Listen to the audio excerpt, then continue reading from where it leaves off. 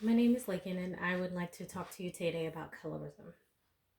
But first, I would like to ask, does anyone know what colorism is? Have you ever heard of it? Have you ever experienced it? Well, let's start off with the definition. Colorism, according to dictionary.com, is differential treatment based on skin color, especially favoritism toward those with lighter skin tone and mistreatment or exclusion of those with a darker skin tone, typically among those of the same racial group or ethnicity. Which basically is saying in the African American community, there is a perception that lighter skinned people are more attractive or prettier or more beautiful than darker skinned people. There is a saying in that goes with colorism that says if you're white, you're all right. If you're brown, stick around. And if you're black, get back.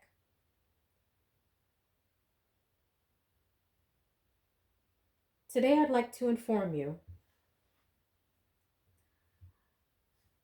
of the unnoticed aspects of colorism, how long colorism has been around, and point out where we can see it today. Afterwards, you will have more knowledge of this topic and notice it everywhere. Stereotypes are a key part of colorism, but considering the fact that racism is a much larger issue, the topic is heavily dominated. Has anyone ever heard of this term? House slaves. During slavery, house slaves were considered equals. They were lighter skinned slaves and they were able to stay inside the home and do house duties. While the darker skinned slaves were often assigned to the fields.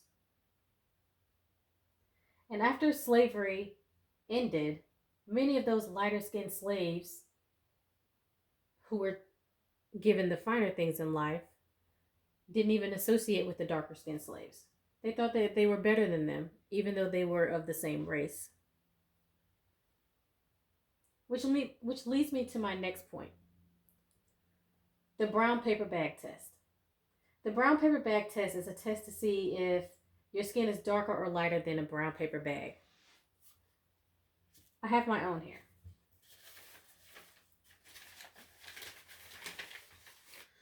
As you can see, I have this brown paper bag, and my skin tone is darker than this brown paper bag. So, based on this test, I wouldn't be able to get in certain fraternities, sororities, certain clubs, certain extracurricular activities. I wouldn't be allowed in because I'm too dark.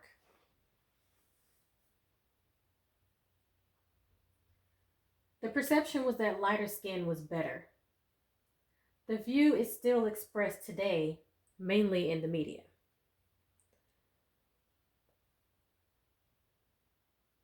Let's start with film. In Spike Lee's 1980s film School Days, two young women were arguing about a gentleman that they were both involved with. They started using colorism against each other before they began to fight. Jane, the lighter skinned girl, she was called names such as Barbie doll and high yellow heifer. Rachel, the darker skinned girl, was called names like Jigaboo and Tar Baby. The full video is on YouTube, and you can find it by searching School Days, and days is spelled D-A-Z-E, fight. Colorism is also found amongst men. It's not just females. In Tyler Perry's movie Medea's Family Reunion, the darker skinned male was very abusive towards his wife. The lighter skinned male was a gentleman. Colorism is also found in music. In Lil Wayne's 2010 song, Right Above It, there was a line that he stated, "How do you say what's never said? Beautiful black woman, I bet she looks better red." This was implying that lighter skinned women, who are often called red or yellow, are prettier than darker skinned women.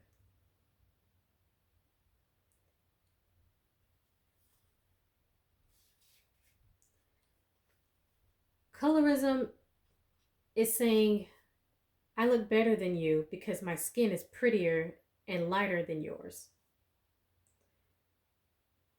Colorism is saying, you're not pretty unless your skin is. Now that I've given you this information, I'm sure that you'll be able to see how colorism affected us back then, and it's still affecting this community today. If you look around, I'm sure you'll see how often it comes up, and you'll be surprised that it was around you all the time. Thank you.